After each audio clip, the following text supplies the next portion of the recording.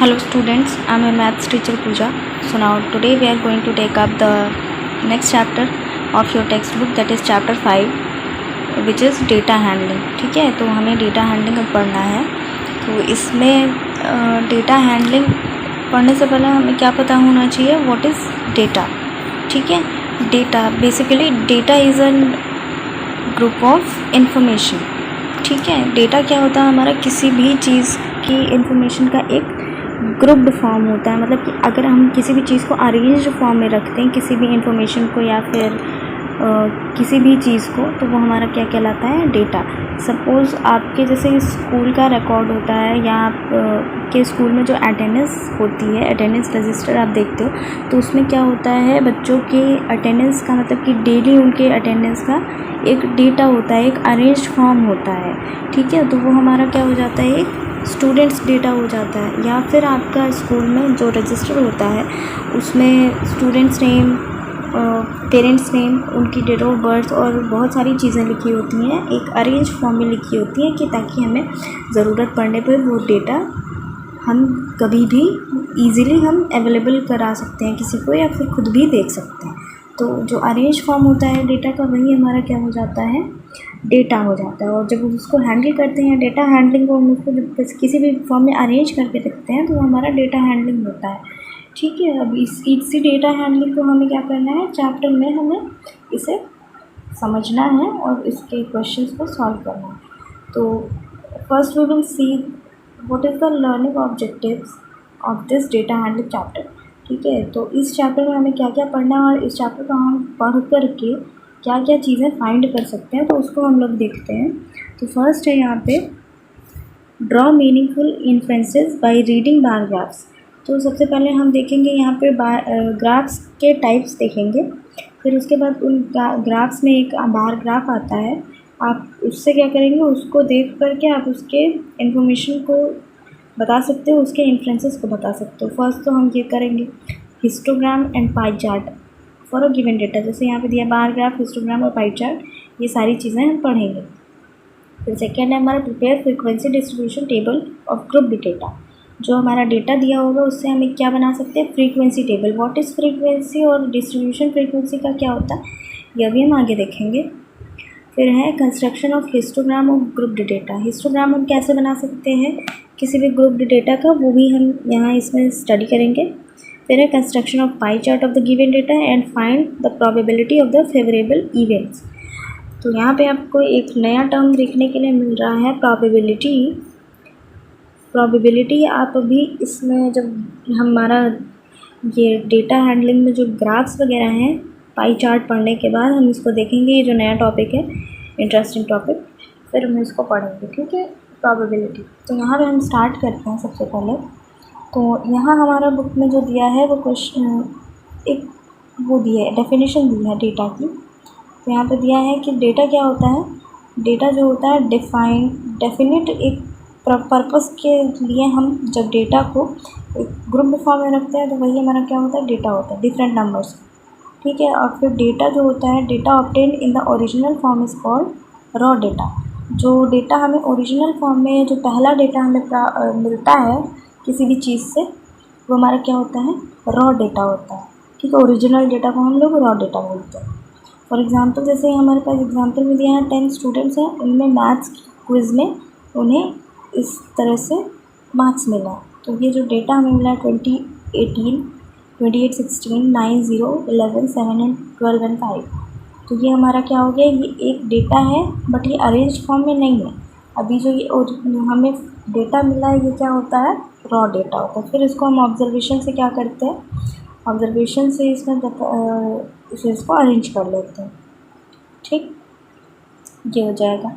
फिर उसके बाद हमारा जब हम डेटा पढ़ते हैं, तो जो हमने ऊपर देखा था, फ्रीक्वेंसी क्या होती है, फ्रीक्वेंसी डिस्ट्रीब्यूशन क्या होता है, उसकी जो टेबल बनती है कुछ इस तरीके से बनती है. मे बी 7th में आप लोगों ने उसको पढ़ा है. ठीक है, 7th में आपने टैली मार्क बनाना सीखा था, 7th में और 6th में. तो उसी तरह से बिल्कुल करना है. तो यहाँ पे हम क्या करते हैं, अभी बार ग्राफ के या फिर ग्राफ के टाइप्स देख लेते हैं. तो यहाँ पहला है pictographs and bar graphs are review. तो सबसे पहले हम देखते हैं पिक्टोग्राफ्स. पिक्टोग्राफ्स क्या होते हैं, जो ग्राफ्स हमारे पिक्चर के फॉर्म में होते हैं इस तरीके से, वो हमारे क्या कहलाते हैं, पिक्टोग्राफ्स। ठीक है, पिक्टोग्राफ ही हो गया। अब बार ग्राफ क्या होता है? बार ग्राफ अब देखते हो कि जो ग्राफ टेबल पे हम लोग बनाते थे ना, यहाँ पे एक जो हमारी हॉरिजॉन्टल लाइन होती थी वो एक्स एक्सिस होती थी और वर्टिकल लाइन वाई एक्सिस होती थी। अब इन एक्स एक्सिस और वाई एक्सिस पे हमारे जो डेटा होते थे उसको हम लिखते थे, जो नंबर्स होते थे हमें। फिर उसके बाद हम उस नंबर्स को ऑब्जर्व करके ये जो स्टिक के फॉर्म में या कैंडल्स के फॉर्म में बनाते थे, यही हमारे क्या हो जाते थे, बार ग्राफ पूरा हम बना लेते थे इस तरीके से। ठीक है, तो बार ग्राफ ये हो गया। अब बार ग्राफ के बाद हमारा है एक इस तरीके से बार ग्राफ बना है और एक दूसरा इस तरीके से बार ग्राफ बना है। तो इसमें क्या है, कौन सा है ये, इस कौन सी लाइन पे बना है, एक्स एक्सिस पे। एक्स एक्सिस कैसी है, हॉरिजॉन्टल लाइन है, तो ये हॉरिजॉन्टल बार ग्राफ हो गया हमारा। और यहाँ पे हम देखेंगे कि ये कौन सी लाइन पे है, वर्टिकल लाइन पे, तो ये कौन सा हो जाएगा, वर्टिकल बार ग्राफ। ठीक है, फिर ये तो हमारे सिंगल बार ग्राफ्स हो गए। फिर एक आता है हमारा double bar graph. Double bar graph क्या होता है, जिसमें दो स्टिक्स होती हैं, दो या फिर दो बार्स एक साथ बने हुए होते हैं, उसको हम डबल बार ग्राफ कहते हैं। तो ये जो पिक्टोग्राफ है ये बार ग्राफ है और डबल बार ग्राफ है। इसको हम लोग एक एक एग्जाम्पल से अब इसको देखते हैं। ठीक है, तो सबसे पहला जो हमारा फर्स्ट एक्सरसाइज से ही हम देखते हैं, फर्स्ट 5.1 का फर्स्ट वाला क्वेश्चन। इसमें हमारे पास यहाँ एक पिक्टोग्राफ बना है, इसको हम रीड करते हैं पहले। The given pictograph shows the production of bikes for 6 months given that bikes represented 1 bike is equals to 1000 bike. मतलब कि जहाँ ये एक बाइक बनी वो किसके इक्वल है, 1000 के। ठीक है, जनवरी में हमारी नंबर ऑफ़ बाइक्स दिया है, जनवरी फरवरी ऐसे करके जून तक दिया है। अब यहाँ पे हमें क्वेश्चन दे दिया है, observe the bar graph observe the graph and answer the following question. First है, which month has least production of bikes. तो यहाँ पे लीस्ट प्रोडक्शन कब हुआ है, सबसे कम प्रोडक्शन।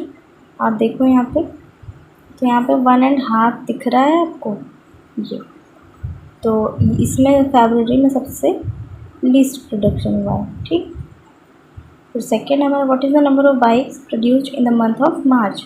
मार्च में कितनी बाइक्स प्रोड्यूस हुई है, 1 2 3 4, और एक बाइक किसके इक्वल है, 1000 के, तो यहाँ ये कितनी हो जाएंगी, 4000। ठीक है, name the month when the production of bikes was 3500।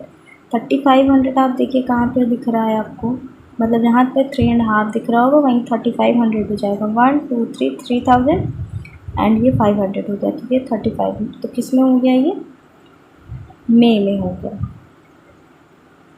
ठीक, फिर है, if 1 bike cost 65,000 then calculate the sale in the month of April. April month में आपको बताना है कि टोटल बाइक की सेल कितनी हुई, हाँ रुपीज़ में निकालना है उसको। ठीक है, इनका कॉस्ट क्या आया। तो अगर एक बाइक हमारी 65,000 की है तो हमारे पास टोटल कितनी बाइक्स हैं, यहाँ पे 3000 बाइक्स हैं। तो 3000 बाइक्स को हम किस में मल्टीप्लाई कर देंगे, 65,000 में। जो आंसर आएगा वही हमारा इसकी कॉस्ट हो जाएगी। अप्रैल मंथ में इतनी हमारी कॉस्ट की सेल हुई। ठीक है, बाइक्स की। तो इस तरह से हम ऑब्जर्व करके ये पिक्टोग्राफ निकाल लेंगे। फिर उसके बाद है यहाँ पे हमारा बार ग्राफ दिया है ये, फिर बार ग्राफ दिया है यहाँ पे, एक्स एक्सिस पे हमारे मंथ्स लिखे हैं और वाई एक्सिस पे हमारा नंबर ऑफ कार मैन्युफैक्चरिंग लिखा है। ठीक है, ये और ये हमारे बार ग्राफ बने। उसी तरह से ये जो क्वेश्चन दिए हैं ABC, इसको हमें ऑब्जर्व करके फाइंड करना है। ठीक है, इसको आप अपने आप करेंगे। फिर उसी तरह थर्ड वाला जो है यहाँ दिया है double bar graph. Double bar graph भी आप एक बार पहले ट्राई करेंगे इसको, फिर उसके बाद हम इसको आपको बताएंगे। तो इसमें आप देख लीजिएगा, यहाँ एक्स एक्सिस पे आइटम्स दिए हैं और वाई एक्सिस पर उनकी सेल दी है। तो डबल बार ग्राफ यहाँ पे शो किया गया, compare the sale in 4 items in 2 consecutive weeks. ठीक है, ये जो डार्क वाला है वो फर्स्ट वीक के लिए और ये सेकेंड वाला जो है लाइट वाला वो सेकेंड वीक के लिए। ठीक है, ये फर्स्ट वीक और सेकेंड वीक, इन्हीं दोनों को हमें कंपेयर करना है। तो यहाँ दिया है, by what number the sale of calculators dropped since first week. By what number, calculator अब देखिए ढूंढिए कहाँ पे है, ये है हमारा कैलकुलेटर। तो कैलकुलेटर की जो सेल है वो आप देखिए कहाँ कहाँ है। ये 50 है और यहाँ जब बीच में आएगा 50 और 100, इसके बीच में आप देख रहे हो कितने का गैप है, 50 का ही गैप है। तो यहाँ पे क्या हो जाएगा, 50 और हो जाएगा। ठीक है, मतलब कि 50 के इनके बीच में 50 का गैप है। ठीक, तो इसको हम लोग ऑब्जर्व करेंगे फिर यहाँ से। तो इनके बीच में जो है 50 का गैप है, तो 50 का गैप है, तो यहाँ से 50 से जब 100 तक जाएंगे तो ये मिडिल में पड़ रहा है। तो 50 के बाद जैसे देखिए इसको देखते हैं हम लोग, 0 से 50 तक है, तो 0 से ये 25 होगा, फिर 25 से 50, फिर 50, फिर 75, फिर 100, फिर यहाँ आएंगे तो ये 125, फिर उसके बाद 150। तो ये हमारा हो गया। ये देखिए फर्स्ट वीक में हमारी सेल कितनी हुई, 75 हुई। ठीक है, फिर सेकेंड वीक में किस पे आ गई, 50 पे आ गई। तो इनका हमें क्या निकालना है, by what number the sale of calculator drops since the first week. तो कितने नंबर से ये ड्रॉप हो रही है। तो यहाँ पे ये क्या है, ये है हमारा 75 फर्स्ट वीक में हुई और सेकेंड वीक में हुई हमारी 50। तो कितने नंबर से ड्रॉप हो रही है सेल, 25 से। ठीक, ये हो जाएगा, ऐसे हमें ऑब्जर्व करना है। फिर उसी तरह what is the total sale of laptops in the front night, fourth night लिखा है। तो यहाँ पे हो जाएगा टोटल सेल ऑफ लैपटॉप्स। तो टोटल सेल ऑफ लैपटॉप अगर हमें फाइंड करना है तो first week plus second week का हम निकाल देंगे। फर्स्ट वीक में 100 हुआ, सेकेंड वीक में हमारा 125 हुआ। तो इस तरह से हम ऑब्जर्व करके निकालेंगे। फिर ये जो दो नीचे के बचे क्वेश्चन हैं वो आप खुद ऑब्जर्व करके इसको सॉल्व करेंगे। ठीक है, फिर उसके बाद है हमारा fourth question, the following table gives the height of 50 students of class 8th in a school. तो ये हाइट दी है सेंटीमीटर्स में और नंबर ऑफ स्टूडेंट्स दिया है। ठीक है, draw the bar graph of represent the data. तो यहाँ पे हमें ये डेटा रिप्रेजेंट करना है बार ग्राफ बना के इस तरह से। आप इसको स्केल इसकी अरेंज करेंगे, एक्स एक्सिस पे आपको क्या लेना है और वाई एक्सिस पे क्या लेना है। तो यहाँ से देख लीजिए, एक्स एक्सिस पे आप क्या लोगे, नंबर ऑफ़ स्टूडेंट्स लोगे और वाई एक्सिस पे इनकी हाइट लेंगे। ठीक है, इसको आपके पास अगर ग्राफ हो तो आप ग्राफ में भी ड्रॉ कर सकते हो, अगर ग्राफ नहीं है तो आप एक पेज पे ही ड्रॉ करके इसको सॉल्व करेंगे। उसी तरह से फिफ्थ वाला क्वेश्चन है maximum temperature and minimum temperature के लिए, और इसमें आपका डबल बार ग्राफ शो होगा। ठीक है, क्यों, क्योंकि यहाँ पे ये सिटी दिया है और यहाँ पे टेम्परेचर्स दिए हैं। तो ये वाई एक्सिस पे दोनों टेम्परेचर्स लेंगे हम स्केल अरेंज करके। तो स्केल कैसे अरेंज करनी है आपको वो आप देख लीजिएगा, और उसके बाद ये सिटी को हम लोग एक्स एक्सिस पे डिनोट करके फिर सॉल्व करेंगे। ठीक है, तो आज के लेक्चर में बस इतना ही। 5.1 पूरी कंप्लीट करके फिर आप लोग इसको सेंड करेंगे। तो फिर उसके बाद हम देखेंगे इसके बाद ग्रुपिंग ऑफ डेटा और टेली मार्क कैसे बनाया जाता है उसको। ठीक है।